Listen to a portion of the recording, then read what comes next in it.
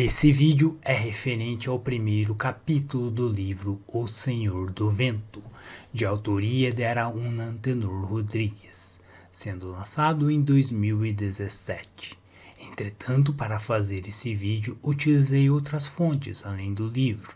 A maioria são contos e também outros livros lançados pelo próprio autor.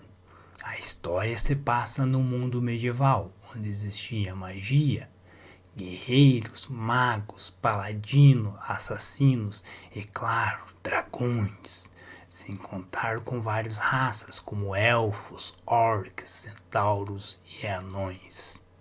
Caso fique curiosos para saber sobre o mundo do Senhor do Vento, peço que comentem abaixo e poderei fazer um vídeo especialmente sobre esse mundo.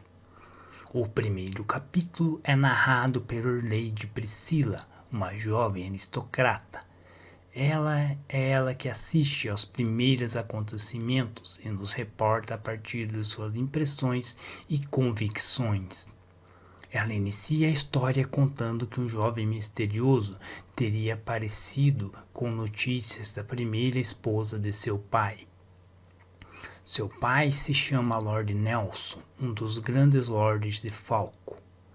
Ele é um dos 5 homens que possuem o título de duque. Os duques fazem parte do conselho dos grandes lordes, sendo que cabe a eles votar e decidir questões importantes do reino. Acima dos duques está somente o próprio rei. A primeira esposa de Lord Nelson se chamava Helena. Os dois se casaram ainda muito jovens, sendo que nesse período o Lord Nelson ocupava o cargo de embaixador no reino de Thales.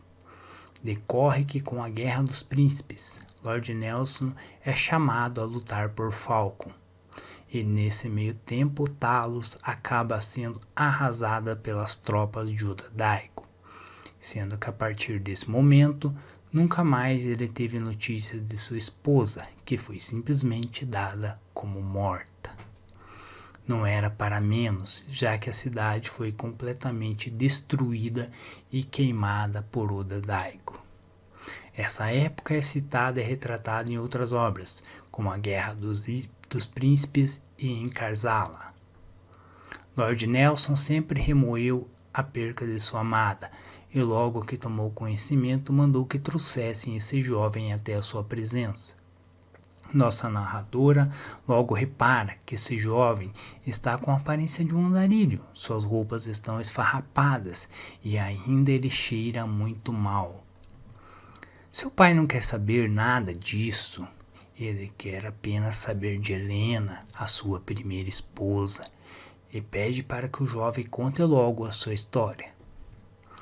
Lord Nelson acaba perdendo a cabeça com o barão de Damasco, o expulsando do recinto. O barão em questão é seu sobrinho e no momento seu herdeiro direto. Ficando ali presentes apenas no recinto o jovem desconhecido, Lady Priscila, que é a nossa narradora, e claro, Lord Nelson. O jovem inicia contando que ele é filho de Helena. A notícia faz com que Lord Nelson suspire momentaneamente, achando que sua amada poderia estar ainda viva. Mas o jovem logo tira todas as suas esperanças ao dizer que ela está morta. A notícia choca o Lord Nelson, que lamenta não a ter procurado por mais tempo. Nesse momento o jovem relata que seu verdadeiro nome é Oda Ryu. Ou seja, ele seria o filho do homem que teria raptado a sua esposa. A notícia faz com que Lord Nelson entre em fúria e ameace matá-lo ali mesmo na frente de sua filha. Entretanto, o jovem não esboça nenhuma reação ou sequer demonstra medo. Apenas pede que Lord Nelson deixe ele terminar de contar sua história e que depois faça o que quiser com sua vida.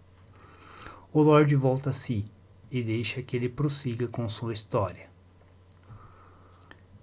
A história é reiniciada.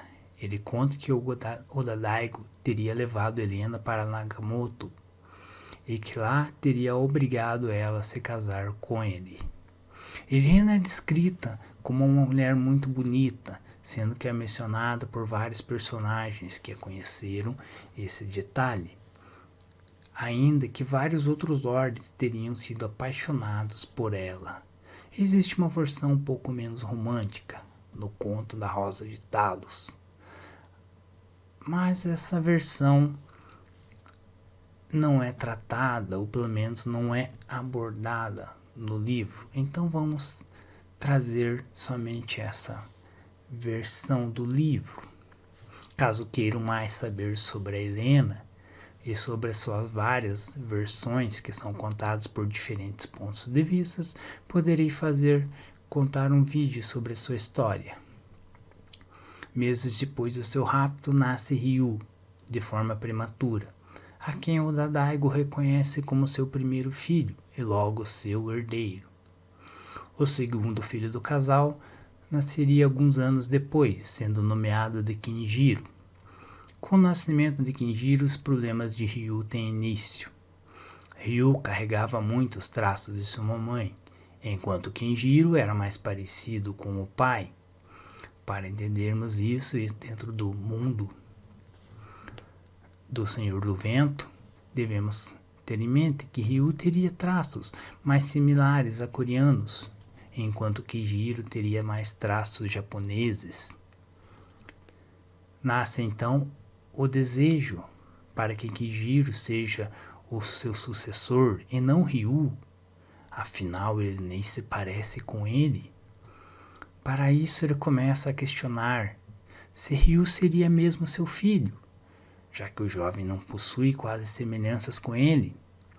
Ainda para comprovar tal fato, seria que ele teria nascido de forma prematura. As coisas vão de mal a pior para Ryu, e ele acaba sendo expulso pelo seu pai. Apesar de sua expulsão, muitos ainda dos membros do clã Oda o reconhecem como sendo o herdeiro, o verdadeiro herdeiro. Essa parte é explicada melhor no conto A Maldição dos Odas. Lá vemos que Ryu era considerado herdeiro não apenas por ser o primogênito, mas também pela sua habilidade com a espada. Desde criança ele se mostrava um grande espadachim, e para os Odas, a maior habilidade de um homem devia ser com sua espada. Além de tudo, Ryu significa dragão. E quem é mais poderoso que um dragão? Ryu era apenas um garoto, mesmo assim, como dito antes, muito hábil com a espada. E diante de toda essa injustiça que ele sente em seu coração, ele recorre à violência. A sua violência se transforma em ódio, e com sua habilidade ele começa a desafiar e derrotar jovens e adultos. Sua fama vai aumentando com o passar do tempo. Em outros relatos é dito que ele vence até mesmo samurais, que são os guerreiros mais poderosos de Nagamoto. No entanto, um dia ele acaba desafiando um homem chamado de Tatsuya. Trata-se de um samurai experiente, e ele o vence com apenas um golpe, o deixando à beira da morte. O monge que passava por ali encontra o garoto e acaba o levando para o Templo do Vento. Lá Ryu se recupera e é ensinado a controlar sua raiva, como aperfeiçoar suas técnicas. A sua habilidade é tanta que anos mais tarde ele recebe a espada presa de dragão, uma espada de lâmina comprida e grossa, feita como o nome sugere, com um dente de dragão. Devemos entender que os monges do mundo do Senhor do Vento não estão ligados a nenhuma religião, muito menos que eles seriam carecas. Esses monges estão ligados a um estilo de vida simples, e todos são marcados pelo que eles chamam de a caminhada. Esta caminhada consiste em cruzar do Oriente ao Ocidente, onde representaria o fim de sua jornada, como também de sua vida. Seria como repetir o caminho do sol. Posso fazer um outro vídeo falando especificamente sobre os monges, e sobre a sua tão esperada caminhada a uma jornada de morte. Ryu recebe uma carta de sua mãe pedindo para que ele vá embora de Nakamoto. Ela revela que o Ladaigo, seu pai, está treinando seu irmão para que o enfrente e que assim reivindique o direito de herdar o comando do clã Oda. Ryu acaba recebendo uma caixa contendo várias cartas de sua mãe, que pede que entregue para um homem chamado Lord Nelson. Ryu aceita a missão sem questionar. Entretanto, quando chega a Talos, recebe a notícia que sua mãe havia sido executado por Oda Daigo. Então Ryu retorna a Nagamoto e vai prestar suas últimas homenagens à única pessoa que o amou um dia, sua mãe. Acaba sendo surpreendido pelo seu irmão Oda Daigo. Kenjiro desafia e ele aceita. Os dois têm uma luta sangrenta, afinal seu irmão treinara anos a fio esperando por aquele momento. E Ryu está em negação, pois apesar de tudo não deseja matar o seu próprio irmão. Ele o considera uma vítima, assim como ele e sua mãe. Entretanto, Kenjiro deseja muito o reconhecimento do seu pai e o ataca com todas as suas forças. Sua espada tenta de todos os modos golpeá-lo, mas não consegue. Por fim, Ryu o golpeia fatalmente de um golpe tão rápido como o vento, e seu irmão falece diante de seus olhos. Agora é a vez de Ryu desafiar, e ele desafia ninguém menos que Oda Daigo, seu pai. Oda Daigo saca sua espada, a Muramasa de sangue, uma espada amaldiçoada e violenta, que de tanto sangue derramado acabou se tornando vermelha, se alimentando do sangue de suas próprias vítimas.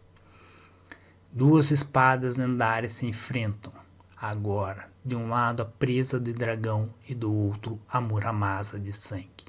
Só que desta vez Ryu não tem dó, muito menos piedade do homem que matou a sua mãe, e ele estraçalha Oda Daigo.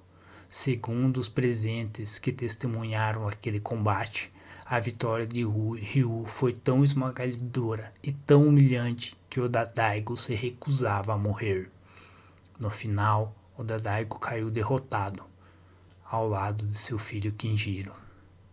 E Ryu simplesmente pegou a sua espada, a Muramasa de sangue, como um espólio. Nesse momento, Lord Nelson estava incrédulo, acompanhando aquela história. Pela sua cabeça não passava como aquele andarilho teria derrotado um dos maiores guerreiros de sua época.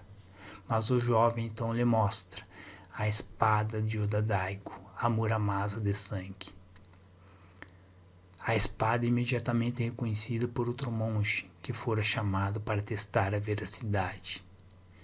Porém, aquele monge se recusa a tocar naquela espada, porque, segundo ele, era uma espada amaldiçoada.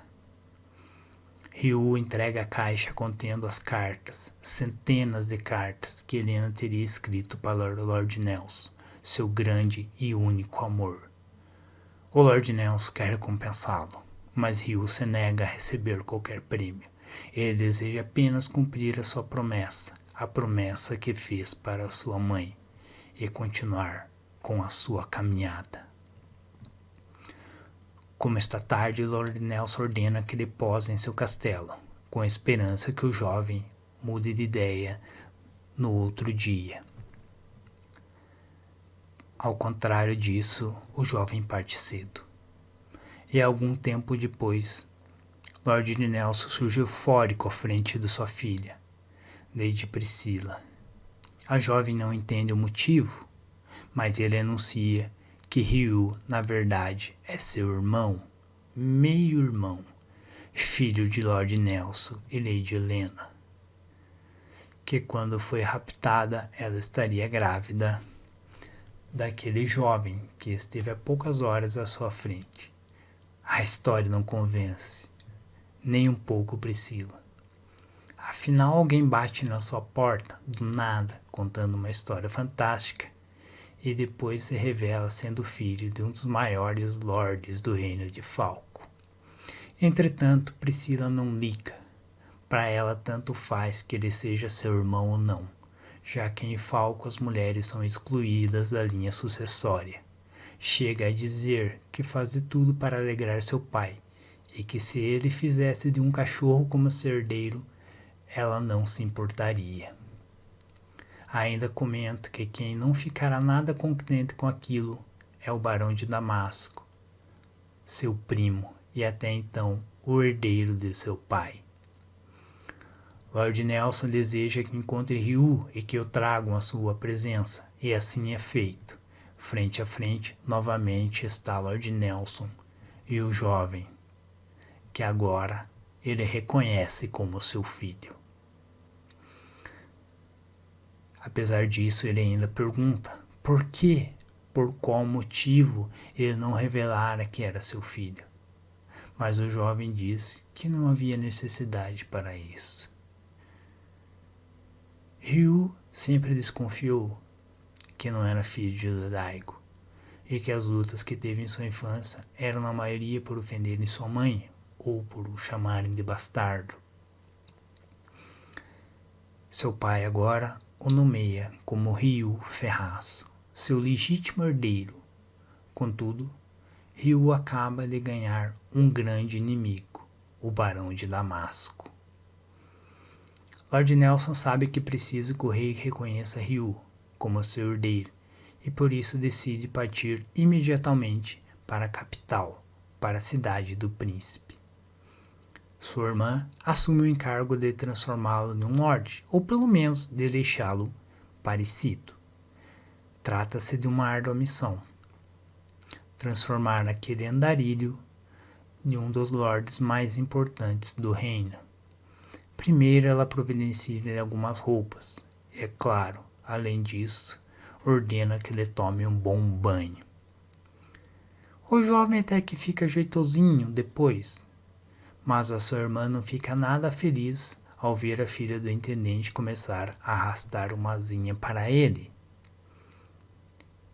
A viagem tem início, e depois de vários dias eles chegam à cidade do príncipe, e de lá visualizam o esplendoroso castelo de Ariel, a sede da corte de Falcon, um dos castelos mais fantásticos de seu tempo e de todos os tempos.